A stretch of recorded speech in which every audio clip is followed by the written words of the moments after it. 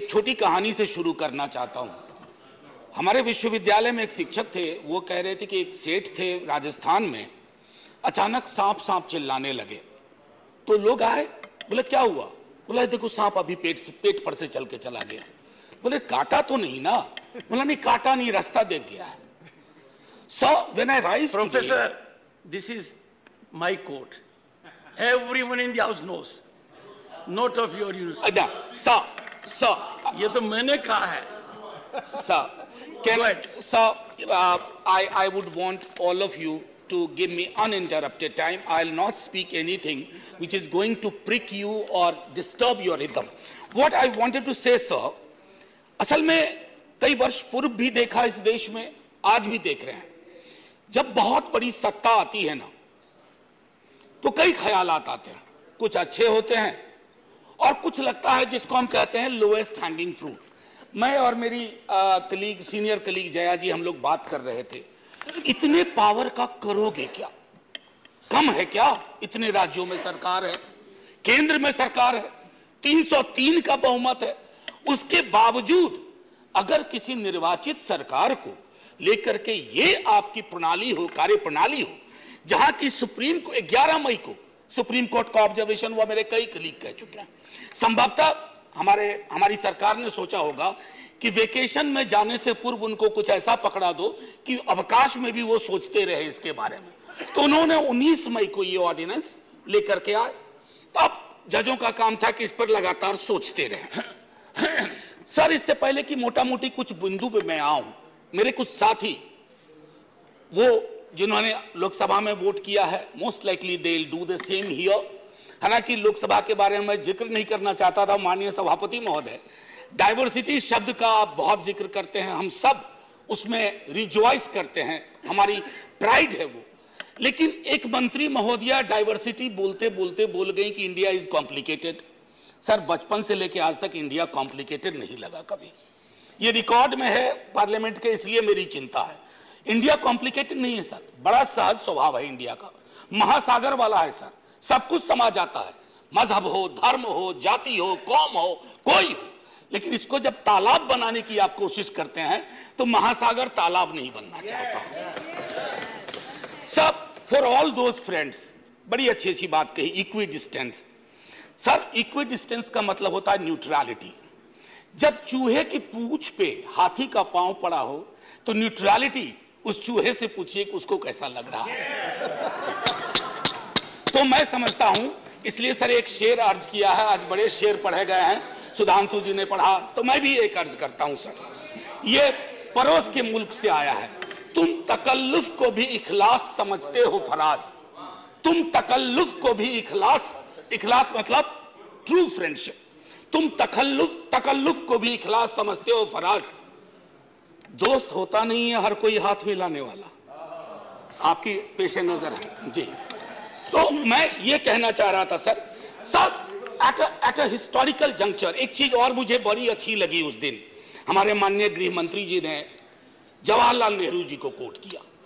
एक पल को मुझको लगा कि इस शांतिवन में अस्थियां कसमसा गई होंगी, ये हुआ क्या, ये हुआ क्या? फिर अंबेडकर साहब को भी कोट किया, राजा जी को कोट किया, उन्होंने कन्हैयालाल मानिकलाल मुंशी को कोट नहीं किया, एचवी कामत को कोट नहीं किया, जो शायद ज्यादा उनके पक्ष में तर्क आ जाता। सर, विश्वविद्यालय में मैं पढ़ाता हूं तो पीएचडी के स्टूडेंट्स को साइटेशन हम लोग सिखाते हैं, जिसको कहते हैं एथिकल साइटेशन। एथिकल साइटेशन में यह नहीं होता है कि सेमी कोलोन के बाद का ले लिया और शुरू वाला छोड़ दिया। उदाहरण के लिए कहता हूं कि आज तक इस दुनिया में सबको लगता है इस देश में कि मार्क्स ने कहा था कि धर्म अफीम है, religion is the opium for masses. Sorry sir, the entire quote is religion is the sigh of the oppressed creature, the heart of a heartless world, and the soul of soulless condition. It is the opium of people. Sir, अब इसमें क्या किया हमने? सिर्फ opium वाला line निकाल लिया और मार्क्स को कह दिया कि धर्म विरोधी था। सर, मैं इसलिए कहता हूं साइटेशन बहुत इंपॉर्टेंट चीज है। बहरहाल जवाहरलाल जी की अस्थियों को मजा आया होगा, जहां तक मुझको लगता है शांतिवन में। सर, ये मूलतः मैं इसलिए नहीं कहता कि मैं बीजेपी के कार्यप्रणाली का विरोधी हूं सर, वो एक पॉलिटिकल रियलिटी है, हम भी एक पॉलिटिकल रियलिटी हैं।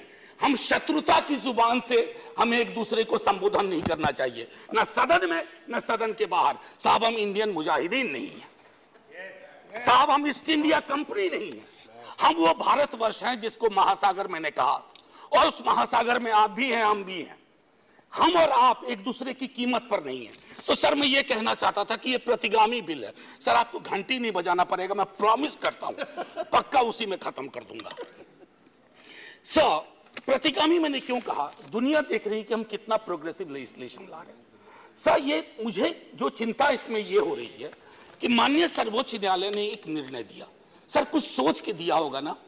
आप अक्सर कहते हैं कि नेहरू नहीं चाहते थे, अरे नेहरू 56 में नहीं चाहते थे, 67 वर्ष बीत गए हैं, हकीकत नहीं बदलती क्या। नेहरू के टाइम में हम सार्वजनिक क्षेत्रों में कितना ध्यान देते थे और आज हम बेचने पे ध्यान दे रहे हैं। ये फर्क आया है ना सर, चूंकि ये फर्क आया है तो हर हकीकत में फर्क होता है। 56 की दिल्ली और आज की दिल्ली वही नहीं है सर। सर मैं तो अरविंद केजरीवाल जी का बिल ही नहीं मानता हूं, दिल्ली गवर्नमेंट का बिल ही नहीं मानता हूं।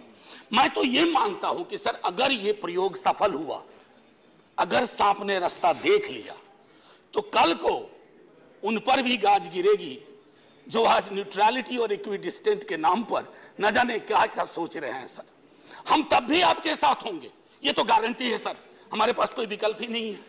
परेशान हताश लोगों के पक्ष में खड़ा होना। हम तो कश्मीर चल रहा था, उस वक्त आम आदमी पार्टी ने कोई और पोजीशन लिया था, आज उनको समझ में आ रहा होगा कि क्यों उस वक्त वो पोजीशन लिया। और आज मैं ये कह रहा हूं कि कल को किसी राज्य के साथ होगा, हम आपके साथ होंगे। सेपरेशन ऑफ पावर को लेकर के मेरे कई कलीग कह चुके हैं, मैं कुछ नहीं कहना चाहता, बस ये 3 चीज कहूंगा सर। अगर ब्यूरोक्रेट्स मिनिस्टर को उत्तरदायी नहीं है सर, ये अराजकता को जन्म नहीं देगी क्या। मैं दिल्ली की जनता, अगर मैं दिल्ली सरकार हूं, मैं दिल्ली की जनता के लिए उत्तरदायी हूं। जैसे राघव कह रहे थे, अगर कोई विसंगति कहीं आती है, एलजी साहब के पास जाऊं सर, वो चुनाव जीते। हालांकि मैं जानता हूं कि इस देश में गवर्नर्स और लेफ्टिनेंट गवर्नर्स की भूमिका में विस्तार हो गया, अब तो वो राज्यों के नाम बदल दे रहे हैं। सर आपकी मुस्कुराहट इंगित कर रही है कुछ। मैं ये कहना चाह रहा था सर, और मैं समझता हूं कि ये बात मैं कह करके, और 239AA के बारे में जो बातें कही गई हैं मैं उसको दोहराना नहीं चाहता, सिर्फ मैं एक चीज पे आऊंगा, कोरम। सर ये कमाल का कोरम हुआ, 3 में से 2 होंगे। मुख्यमंत्री बेचारा चेयरमैन है, बहुत अच्छी बात कही उन्होंने, चेयरमैन विदाउट चेयर। मुख्यमंत्री चेयरमैन है, वो अगर 2 मिनट लेट भी पहुंचेंगे तो कोरम डिसाइड कर लेगा क्या करना है दिल्ली के लिए। Sir it is not quorum, it is actually an instrument to decimate the very idea of elected government. Sir sir घंटी मत हो जाइए, केशव राव जी की श्रेणी में 1.5-2 मिनट और ले लूंगा। सर एक सोल डिस्क्रिशन का मामला आया है, सोल डिस्क्रिशन, और ये मैं आग्रह करूंगा माननीय गृह मंत्री जी से, हमारी महामहिम राष्ट्रपति के लिए भी जो संदर्भ आते हैं ना, to aid and advice of the cabinet or the ministry, sir उनका भी सोल डिस्क्रिशन नहीं होता है। ये तो एक तरह से मुझे सोललेस डिस्क्रिशन दिख रहा है, आत्मा विहीन डिस्क्रिशन। सर ये उसमें नहीं फिट बैठता है। सर एक और चीज, मैं अभी कल गूगल कर रहा था सर, फेडरलिज्म पर 2 बहुत महत्वपूर्ण कोट मिले इंटरेस्टिंग लोगों की, एक चंद्रबाबू नायडू जी का, एक नवीन पटनायक जी का। वो कोट मैं पढ़ना नहीं चाहता हूं, बस मैं बता देना चाहता हूं। आखिरी सर, ये पेशे नजर तमाम लोगों के जो कहते हैं, अपील करते हैं कि साहब मदद करो इस बिल पे, तो दुष्यंत जी कह के गए थे कि उनकी अपील है कि हम उनकी मदद करें, चाकू की पसलियों से गुजारिश तो देखिए। सर ये चाकू पसलियों से कह रही है हमारी मदद करो। सर ये आसान मामला नहीं है। जय हिंद सर, जय हिंद। करीम